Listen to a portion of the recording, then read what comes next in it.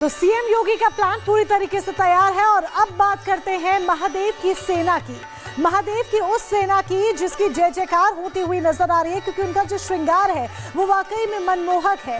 भस्म से लेकर भभूत तक उनका श्रृंगार कुछ ऐसा है कि अगर एक बार देखें तो मानो बस देखते ही रह जाएंगे, निगाहें वहीं पर थम जाएंगी। तो आइए उनके श्रृंगार से जुड़ी हुई कुछ खास बातें आपको बताते हैं, श्रृंगार रस के बारे में जानते हैं।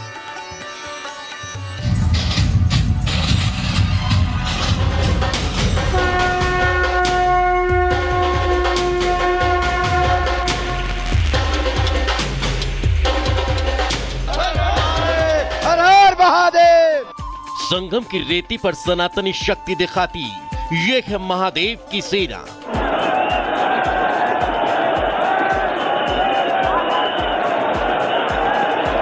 साधना के शक्ति केंद्र नागांव से बनी सैन्य शाखा।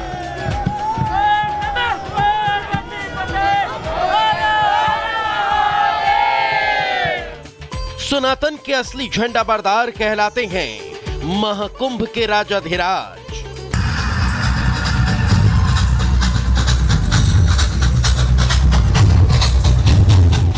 संगम नगरी प्रयागराज में बहती आस्था की अमृत धार में हर तरफ सनातन की जय जयकार गूंज रही है।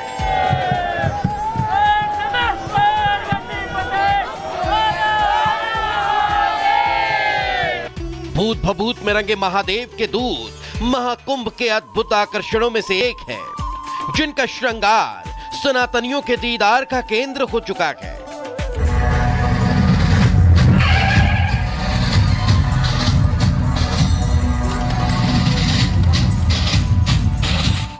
मोहमयी संसार का तिरस्कार करने वाले नागाओं का श्रृंगार से प्यार बेहद खास है, जो महिलाओं के लिए तो 16 प्रकार का ही होता है, मगर अवधूत के दूत 17 सामग्रियों से सजते हैं, जिनमें भभूत, चंदन, रुद्राक्ष, तिलक, सूरमा, कुंडल, कड़ा, कमंडल, चिमटा, डमरू, जटा, लंगोट, अंगूठी, रोली, कमरबंद और वाणी शामिल होते हैं। ये श्रृंगार नागाओं की संस्कृति और संसार है, जिसे वे सनातन अपनाने के साथ ही धारण करते हैं, जिनकी दीक्षा पद्धति के साथ ही होता है नामकरण। जो उज्जैन में दीक्षित होते हैं वे खूनी नागा कहलाते हैं। जो नासिक में दीक्षा प्राप्त करते हैं उन्हें खिचड़ी नागा कहते हैं। तो हरिद्वार में दीक्षा लेने वाले बर्फानी नागा कहलाते हैं। वहीं प्रयागराज में दीक्षा लेने वाले राजेश्वर नागा बन जाते हैं।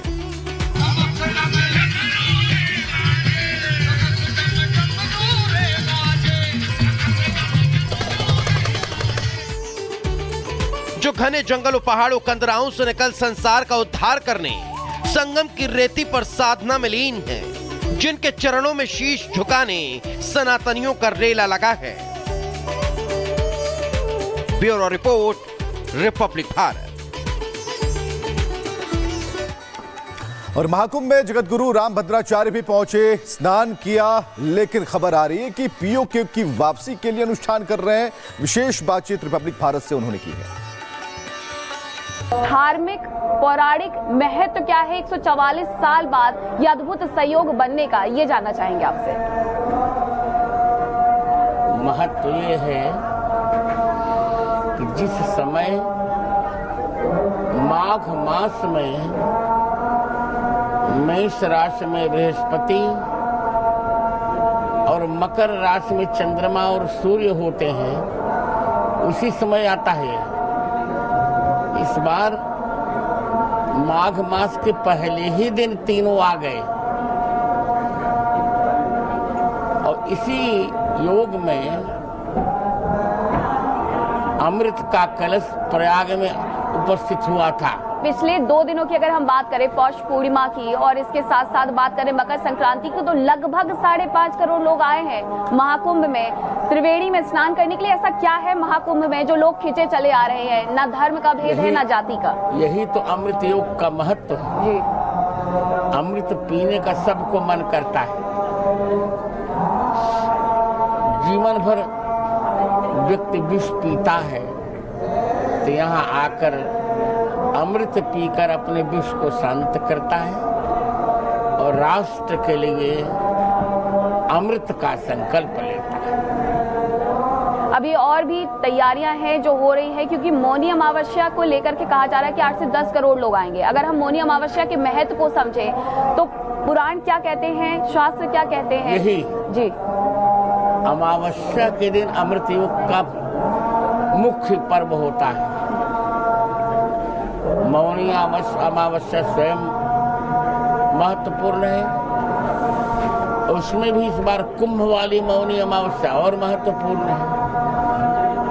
त्रिवेणी में स्नान करके भक्ति, कर्म और ज्ञान का समन्वय करके हम अपने राष्ट्र के उत्थान में लगेंगे और विकसित भारत बहुत जल्दी होगा। मुझे तो लगता है कि बहुत अच्छा, जैसे इस बार सरकार ने व्यवस्था की उसी प्रकार एक चींटी भी नहीं मरेगी। और बात की दूसरे स्थान की बात हो रही है कि दूसरा स्थान कितना भव्य होगा, दिव्य होगा, और इसकी तैयारी योगी आदित्यनाथ और उनकी पूरी टीम ने कर ली और सहयोग का किससे मिल रहा है? पूरे देश से, पूरे विदेश से सहयोग मिल रहा है जो यहां स्नान करने आने वाले हैं और जो अभी सोच रहे हैं कि हमें स्नान करना है। तो दूसरे स्नान की बारी है, तैयारियां कैसी है, एक रिपोर्ट दिखाते हैं।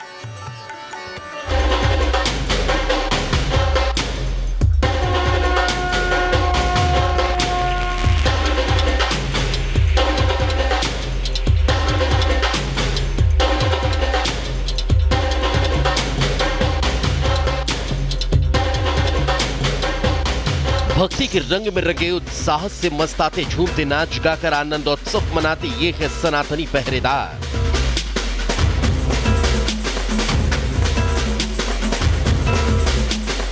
आध्यात्म के आंगन में उमंग की अलग जगह, भक्ति की गंगा में गोते लगाते ये है हिंदुत्व के झंडा बरदार।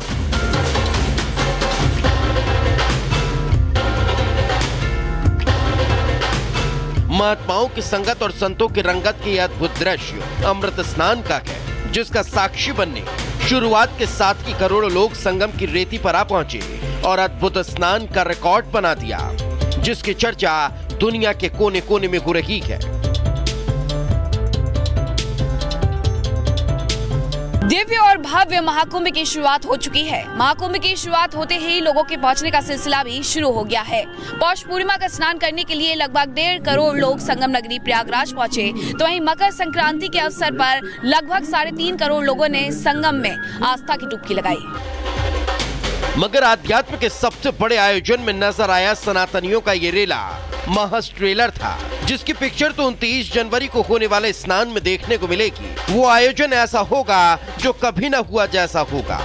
तभी तो सीएम योगी आदित्यनाथ भी एक्शन मोड में हैं, जिन्होंने पहले अमृत स्नान के साथ 3 दिन के आयोजन की समीक्षा करने के अलावा मौनी अमावस्या के स्नान को लेकर जरूरी दिशा निर्देश दिए।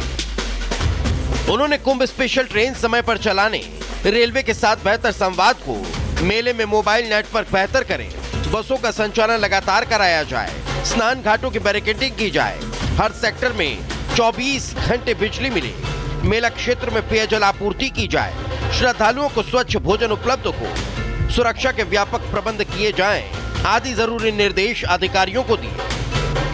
सबसे बड़ी चुनौती बनी हुई है मौनी अमावस्या की तैयारियां, क्योंकि इस दिन माना जा रहा है कि 8 से 10 करोड़ लोग आस्था की डुबकी लगाने के लिए त्रिवेणी में